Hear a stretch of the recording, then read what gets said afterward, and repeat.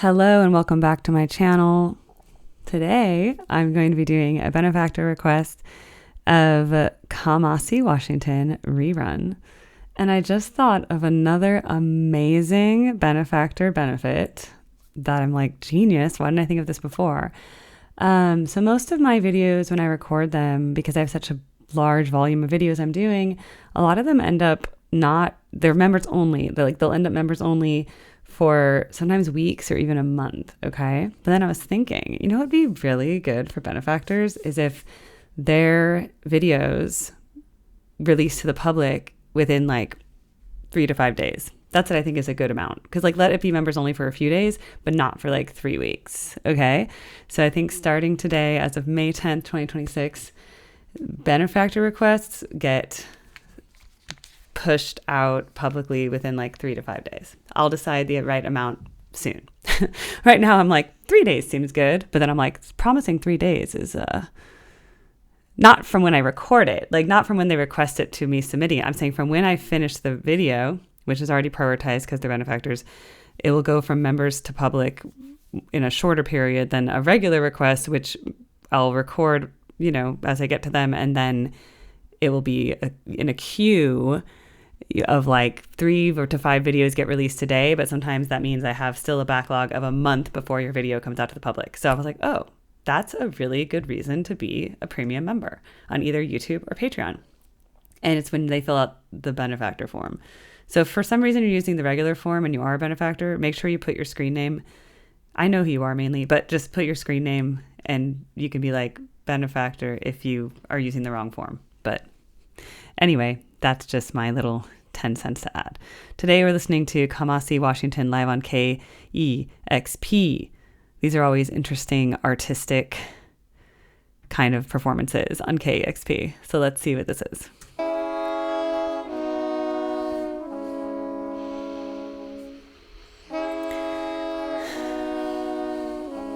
Ooh, lots of horns.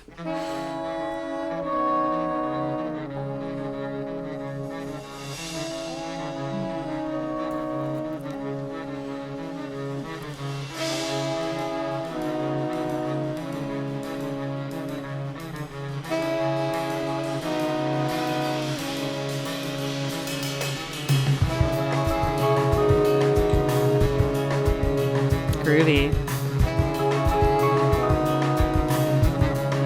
When time has come, when work is done, when dreams come true, and the day is through, I'll know the way. We'll see it through, and they'll all know we will run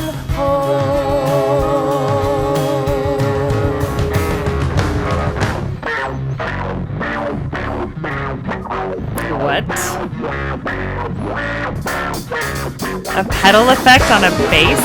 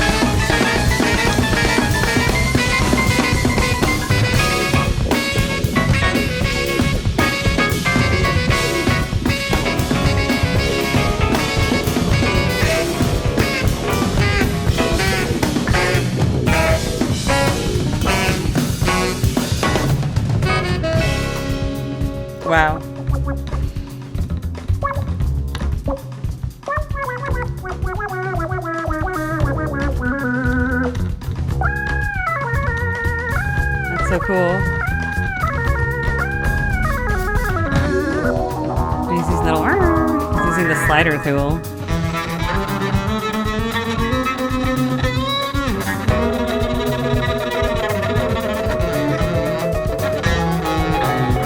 Man, his instrument is so cool.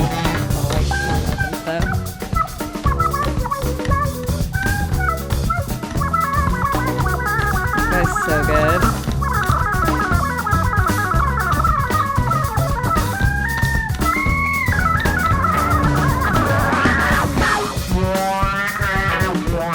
The effect on this is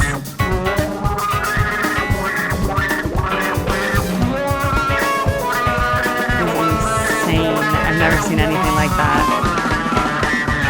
I've seen pedal effects on violins. I've never seen one on, I think that's an upright string bass. I can't tell, he's so big. Like, not a cello. He's not that small.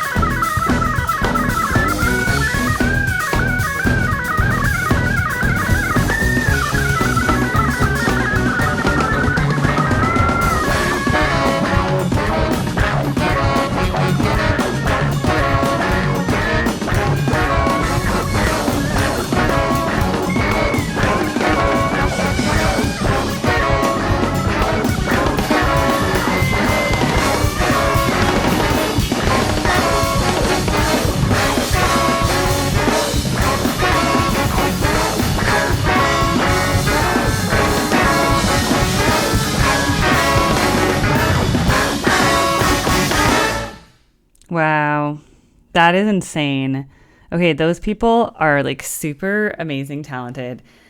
I love that it's this jazz but modern twist with a little bit of atonality, a little bit of cacophony, super cool instrument effects.